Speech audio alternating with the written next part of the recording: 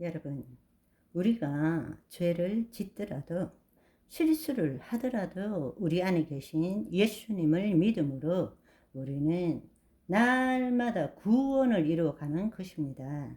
하나님은 은혜로서 우리 안에 계시고 예수님 때문에 끝까지 우리를 기다려 주시는 것입니다. 겉사람은 후패하지만 속사람은 날로 새로워지는 삶을 살아야 한다는 것입니다. 자, 그러면 어떻게 하면 구원을 이루어가는 삶을 살 수 있을까요? 어떻게 하면 매 순간 그리스도 의식으로 살아갈 수 있을까요? 어떻게 하면 하나님 나라의 삶을 살아갈 수 있을까요? 어떻게 하면 끝까지 포기하지 않고 믿음의 선한 싸움을 살아갈 수 있을까요? 그런데 여러분, 이것을 제대로 하기 위해서 우리가 지금 가지고 있는 문제를 좀 생각을 해볼 시간이 있습니다. 오늘날 우리 신앙에 있어서 가장 큰 문제는 인간 중심적인 관점에서의 가르침이 난무하고 있다는 것입니다. 수많은 기독교 책들도 세상적인 책들과 별반 다를 바가 없습니다. 무엇을 위한 몇 가지 방법과 훈련 또는 무엇을 위해서는 이렇게 하면 된다라는 식의 책들이 판을 치고 있습니다. 더더구나 우리가 가르침을 받을 때는 우리는 믿으라는 말은 많이 하지만 죽으라는 말은 별로 들어본 적이 없습니다. 어떻게 하면 된다라는 말은 수도 없이 듣지만 놓아버리라 라는 말은 들어본 적이 드뭅니다. 그런데 정말 중요한 것은 어떻게 죽어야 하는지를 가르쳐야 합니다. 왜냐하면 어떻게 죽어야 하는가를 알 때 바로 어떻게 살아야 하는 것을 알 수 있기 때문입니다. 성경은 우리에게 부활과 생명의 삶을 알려주고 있습니다. 우리에게 부활의 삶을 알려주고 있다는 것입니다. 내가 형통하고 더 나은 삶을 사는 것을 가르쳐 주는 것이 아닙니다. 그것은 뉴에이지입니다. 성경은 우리에게 부활의 삶을 알려주고 있습니다. 그렇다면 먼저 죽는 것을 배우고 처음 해야 한다는 것입니다.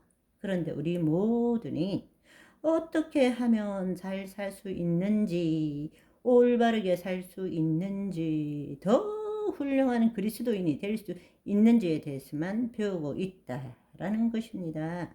그런데 그 전에 먼저 배우고 처음 해야 되는 것은 죽는 것을 배워야 한다는 것입니다. 아멘. 바로 이것을 제대로 알려주시는 말씀이 고린도후서 4장 10절 11절, 우리가 잘 아는 갈라디아서 2장 20절의 말씀입니다. 여러분, 고린도후서 4장 10절에서 11절을 보시면 우리가 항상 예수의 죽음을 몸에 짊어짐은 예수의 생명이 또한 우리 몸에 나타나게 하려 함이라. 우리 살아있는 자가 예수를 위하여 죽음에 넘겨짐은 예수의 생명이 또한 우리 죽을 육체에 나타나게 하려 함이라 말씀하십니다. 여기에 10절, 11절에 모두 항상이 들어있습니다. 항상. 네네. 첫 번째는 예수의 죽음, 그 다음에 두 번째는 예수를 위한 죽음입니다. 죽음이 먼저입니다. 그 죽음을 통해서 우리는 예수의 생명이 우리 몸에 나타나게 되고 또 예수의 생명이 우리 죽을 육체에 나타나게 한다는 것입니다. 여러분, 이 부분을 좀 더 구체적으로 알아보면 좋겠습니다. 10절에 보시면 우리가 항상 예수의 죽음을 몸에 짊어진다. 우리가 항상 예수의 죽음, 이때 죽음이라는 것은 네크로시스라는 뜻입니다.